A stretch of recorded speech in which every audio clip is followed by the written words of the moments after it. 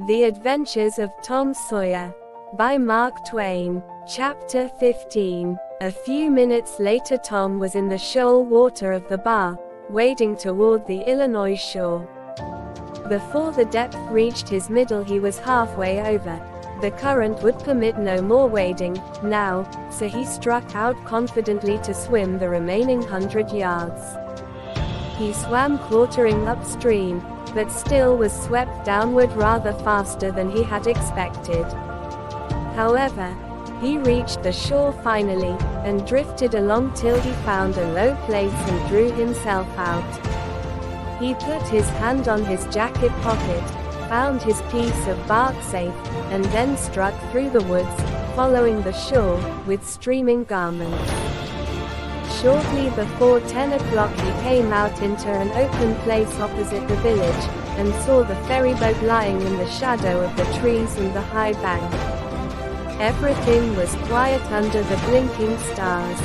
He crept down the bank, watching with all his eyes, slipped into the water, swam 3 or 4 strokes and climbed into the skiff that did yawl duty at the boat's stern. He laid himself down under the thwarts and waited, panting. Presently the cracked bell tapped and a voice gave the order to cast off. A minute or two later the skiff's head was standing high up, against the boat's swell, and the voyage was begun. Tom felt happy in his success, for he knew it was the boat's last trip for the night. At the end of a long 12 or 15 minutes the wheels stopped, and Tom slipped overboard and swam ashore in the dusk, landing 50 yards downstream, out of danger of possible stragglers. He flew along unfrequented alleys, and shortly found himself at his aunt's back fence. He climbed over, approached the L, and looked in at the sitting room window, for a light was burning there. There sat Aunt Polly, Sid, Mary, and Joe Harper's mother, grouped together, talking. They were by the bed, and the bed was between them and the door. Tom went to the door and began to softly lift the latch. Then he pressed gently and the door yielded a crack. He continued pushing cautiously, and quaking every time it creaked, till he judged he might squeeze through on his knees, so he put his head through and began, warily. "What makes the candle blow so?" said Aunt Polly. Tom hurried up. "Why, that door's open, I believe." "Why, of course it is. No end of strange things now. Go long and shut it, Sid." Tom disappeared under the bed just in time. He lay and breathed himself for a time, and then crept to where he could almost touch his aunt's foot. "But as I was saying," said Aunt Polly, "he won't be a D, so to say, only mischievous. Only just giddy, and harum-scarum, you know. He won't any more responsible than a colt. He never meant any harm, and he was the best-hearted boy that ever was," and she began to cry. "It was just so with my Joe, always full of his devilment, and up to every kind of mischief, but he was just as unselfish and kind as he could be, and laws bless me, to think I went and whipped him for taking the cream, never once recollecting that I throwed it out myself because it was sour, and I never to see him again in this world, never, never, never, poor abused boy." And Mrs. Harper sobbed as if her heart would break. "I hope Tom's better off where he is," said Sid, "but if he'd been better in some ways." Sid.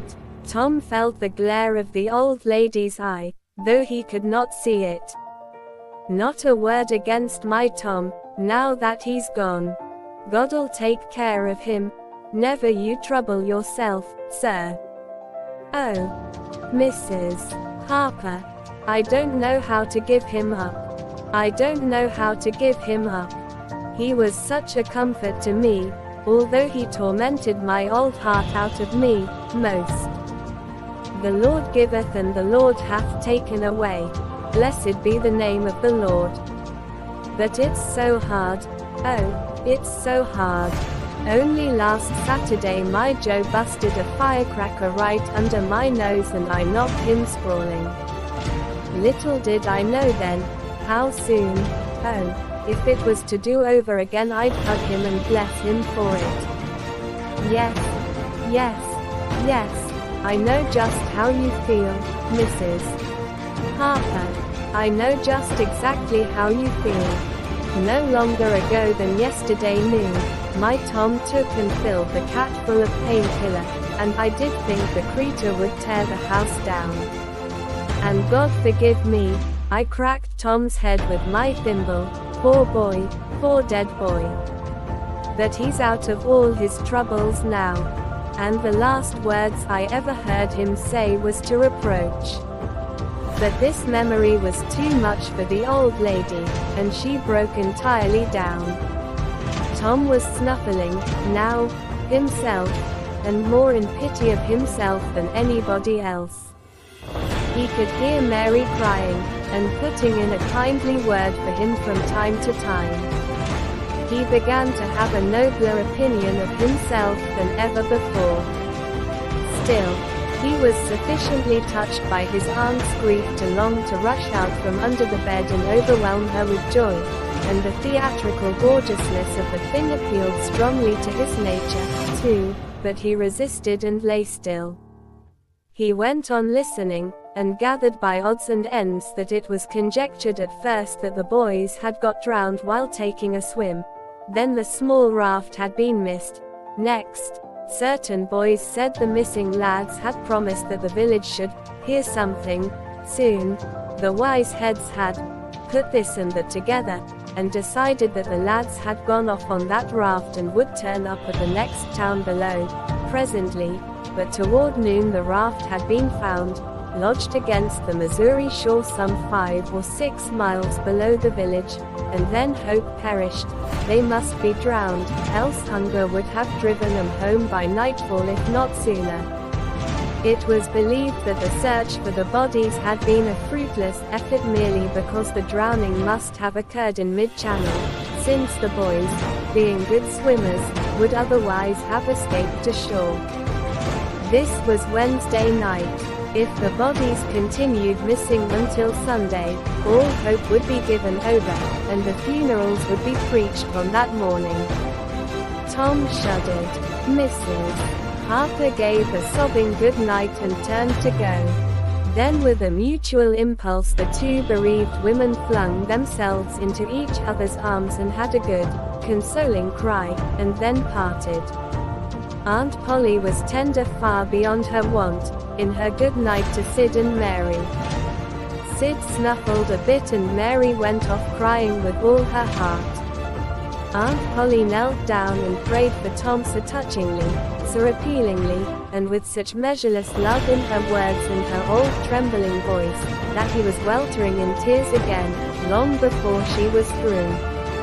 He had to keep still long after she went to bed, for she kept making broken-hearted ejaculations from time to time, tossing unrestfully, and turning over. But at last she was still, only moaning a little in her sleep. Now the boy stole out, rose gradually by the bedside, shaded the candle light with his hand, and stood regarding her.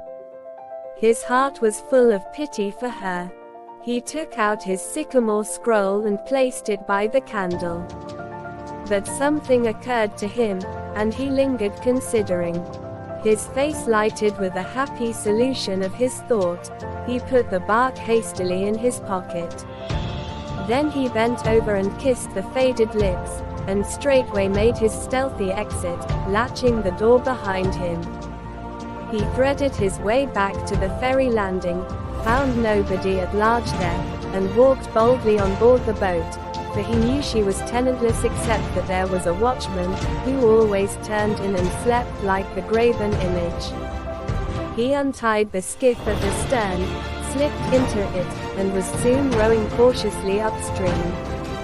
When he had pulled a mile above the village, he started quartering across and bent himself stoutly to his work. He hit the landing on the other side neatly, for this was a familiar bit of work to him. He was moved to capture the skiff, arguing that it might be considered a ship and therefore legitimate prey for a pirate, but he knew a thorough search would be made for it and that might end in revelations. So he stepped ashore and entered the woods. He sat down and took a long rest, torturing himself meanwhile to keep awake, and then started warily down the home stretch. The night was far spent. It was broad daylight before he found himself fairly abreast the island bar. He rested again until the sun was well up and gilding the great river with its splendor, and then he plunged into the stream. A little later he paused, dripping, upon the threshold of the camp, and heard Joe say, "No. Tom's true blue, Huck, and he'll come back. He won't desert. He knows that would be a disgrace to a pirate, and Tom's too proud for that sort of thing. He's up to something or other. Now I wonder what. Well, the things is ours, anyway, ain't they? Pretty near. But not yet, Huck. The writing says they are if he ain't back here to breakfast."